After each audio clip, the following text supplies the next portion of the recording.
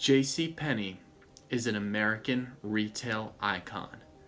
The company, having been in business for over 118 years, is one of the largest department stores in America, housing over 800 brick and mortar locations. The firm that once traded on Wall Street in November 2006 at over $80 a share now closes on April 20th, 2020, 14 years later, at just 25 cents a share. The company is in absolute freefall, complete collapse, and on the verge of utter demise. In April 2020, JCPenney missed on a $12 million debt payment, threatening to force the company beyond its control into bankruptcy. How did JCPenney get here? The riveting story in its 118-year history requires a deep dive, going into the rise of this great American retailer, into the fall in the 2000s after the Great Recession and its inability to recover. JCPenney lost its own understanding of what it is, what it stands for, and who, most importantly, it wants to serve. As we go back into history, it's important to examine exactly what JCPenney is and what it offers. Breaking down what the term retail giant means for a firm like JCPenney specifically goes into selling merchandise and services through department stores and online. JCPenney once had department stores in all 50 states, so it's very likely that you or someone in your family at one point had shopped at a JCPenney. It's essentially universal in America. Penneys sells family apparel and footwear, accessories, fine fashion and jewelry, and beauty products through a line called Sephora. It also offers side businesses under the JCPenney name, such as salons, optical, and portrait photography. JCPenney was founded in Kemmerer, Wyoming in 1902 by James Cash Penney, one of the great business names for an American CEO of all time. James Cash Penney, at the time, ran a store called Golden Rule Dry Goods.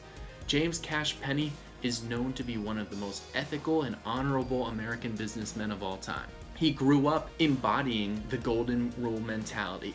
From a Baptist church-going family based in Missouri, James Cash Penney was always taught the core value of treating other people as you yourself would want to be treated, and he took this reputation straight into business. In 1913, James Cash Penney finally had the financial resources to buy out his fellow business partners in the Golden Rule Dry Goods store. He renamed his new business JCPenney Stores Company and moved the headquarters into New York City. By 1927, Mr. Penney's company was on the rise. It became publicly traded and increased its number of stores to 1,392, far more than it has even today in 2020. The company's gross sales reached $190 million, equivalent to over $2.75 billion in 2020 dollars. James Cash Penney oversaw all of this movement until 1946 when he retired. He was known for his ultra-conservative policies as a businessman. He did not allow his employees, which he called associates right from the beginning, to smoke or drink, even on their own time, without them being able to be terminated. From 1958 all the way through the 2000s, JCPenney underwent absolutely rapid expansion. It expanded to emphasize trendy apparel and fashionable merchandise. It competed directly with the world-famous Sears catalog with a mail-order sales beginning in 1963.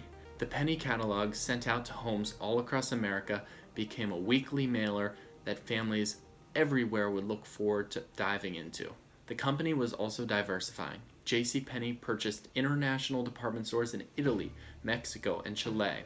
The company diversified into drugstores, supermarkets, and discount stores. Not only were they in retail, but JCPenney had its hands in goods and services available not only in the United States, but all across the world.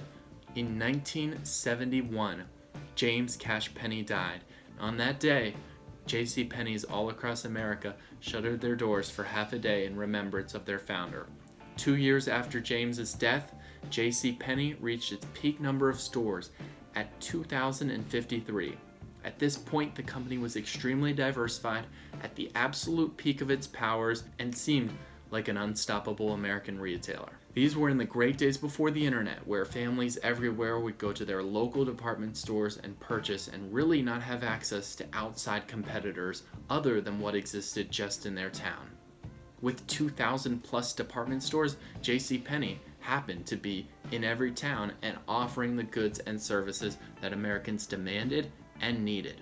Approaching the year 2000, JCPenney started to morph into the company that gave slight hints as to what it would look like today. It started to divest its investments in other activities to focus on its core retail business.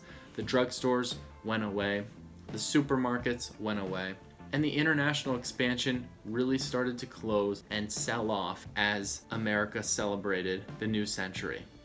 JCPenney started to model their stores strictly for retail sale, with the classic wide aisles that customers could enjoy browsing different clothing and shoe collections, and the centralized checkouts to make each part of the store feel like a personalized department hub depending on who in your family you were looking to shop for. In 2006, as JCPenney announced a partnership with Sephora Cosmetics, the company hit a record high sales of just about $20 billion.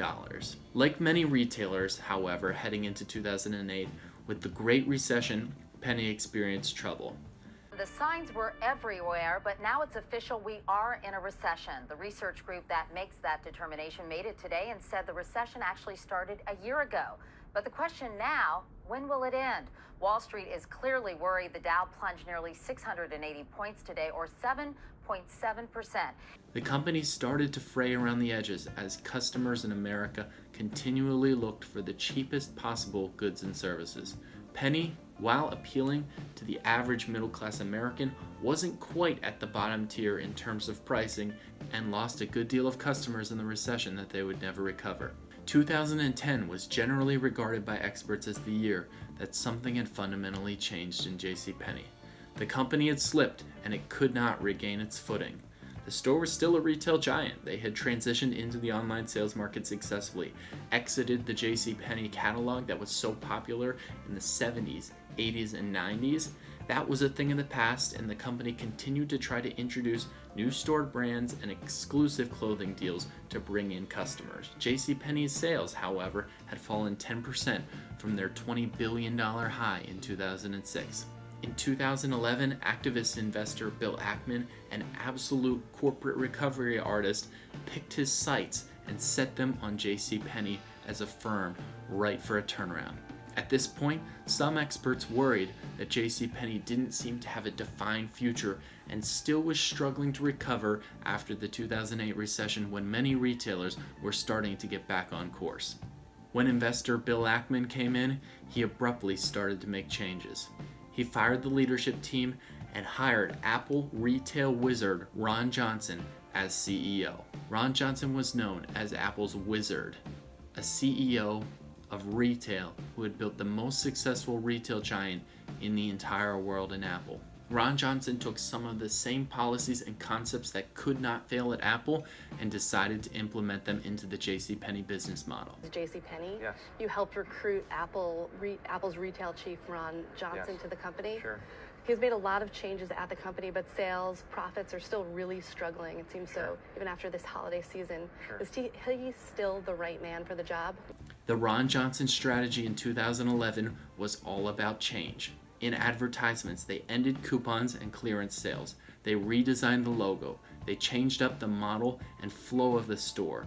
In terms of pricing, Ron Johnson tried to sell JCPenney products the same way that they did Apple products. Did away with discounts, did away with coupons, and introduced a pricing model promoted to customers called everyday pricing. No discounts, but the prices at JCPenney you were going to get were the lowest that the store was going to offer. Johnson also made the curious decision to reduce the focus on private label brands. Even though these brands generated 50% of the sales and billions of dollars in revenue for the company, JCPenney saw private label brands as too low and middle class for the future of the firm. JCPenney wanted to rebrand itself under Ron Johnson as an elite and trendy retailer focused around younger Americans and wealthier customers. This was all designed to give JCPenney an air of prestige. The coupon elimination, the straightforward pricing, and the private brands that were just sold under JCPenney being gone, Johnson believed that he could transform JCPenney into the Apple of selling clothes. Unfortunately for Johnson and JCPenney, in 2012, sales plunged $4.3 billion, a 25% loss from the previous year. In 2013, Johnson was fired just 17 months after taking over. It's been considered since that day as one of the biggest failures of an American CEO in history. Poor Johnson was lit up in the press, with Fortune writing an article, "How to Fail in Business While Really Trying." Really, no other CEO in the history of retail generated worse results in such a period as short as Johnson did with JCPenney. After Johnson, JCPenney was able to hire back their former CEO, Myron Ullman, to stop the bleeding. Ullman had done an okay job during the recession of 2008, stabilizing the company, and that's exactly what he was tasked to do after the Johnson fiasco. Ullman came in and eliminated all of Johnson's previous policies, returned coupons, changed back the store layout, and reintroduced private brands into the JCPenney store. Fortunately for JCPenney, this stabilized the company, but did not fix any of the fundamental issues that the firm still had lingering from the 2008 recession. JCPenney still had the problem, even as it marched into 2016, 2017, and 2018, that customers just didn't know exactly what JCPenney was known for. They could get an okay selection of clothes, an okay selection of appliances, and an okay selection of jewelry, but none of these things really stood out in its store. Middle-class Americans would shop there, but they were losing interest overall with the selection and quality offered at JCPenney. Those looking for the cheapest products still didn't shop at JCPenney, and high-end shoppers had no interest of being anywhere near JCPenney for what they could find within its shelves. The company tried everything from introducing appliances such as dishwashers and fridges under a former Home Depot CEO. Unfortunately, dishwashers and fridges are very expensive to produce, and the profit margin just isn't as good for a store like JCPenney that doesn't specialize in appliances such as those. In 2019, JCPenney recorded total sales of $10.7 billion, down from the $20 billion in 2006, and saw declining sales every single year since that peak. Now, we come into 2020 and JCPenney has just missed a $12 million debt payment. The stock sits at a minuscule 25 cents a share. All of these decisions made in the past 10 years have taken one of the biggest retailers and completely wiped it off the map.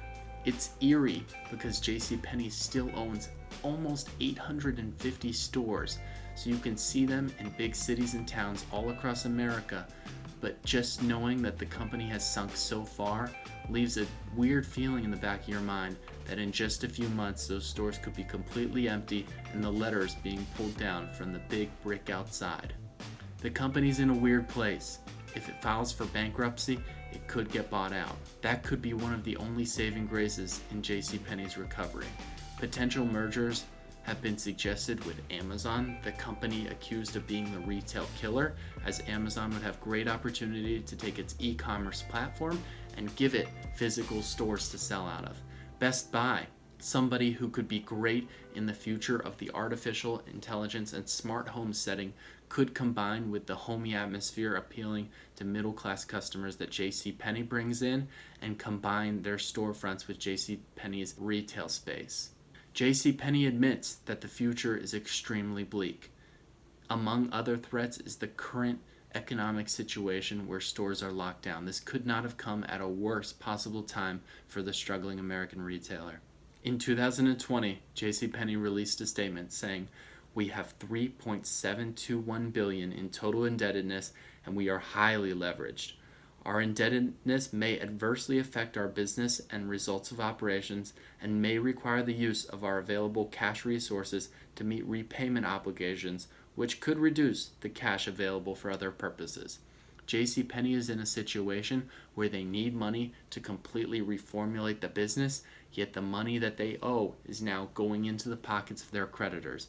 Essentially, there's nothing left, nobody wants to offer them a loan, and creditors who want their money are squeezing in on all sides. Whether JCPenney is alive in 6 months from the recording of this video in April 2020 is anybody's guess.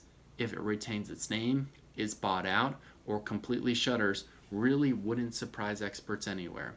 It's sad to see a great American retailer cycle from its peak all the way in 2006, owning retail, doing well online, and really being a part of style for many Americans, to the point where it's just an afterthought in the sad American retail landscape that is 2020. Thank you guys for watching. If you'd like to see more Rise and Fall video series, please subscribe, like, and comment below.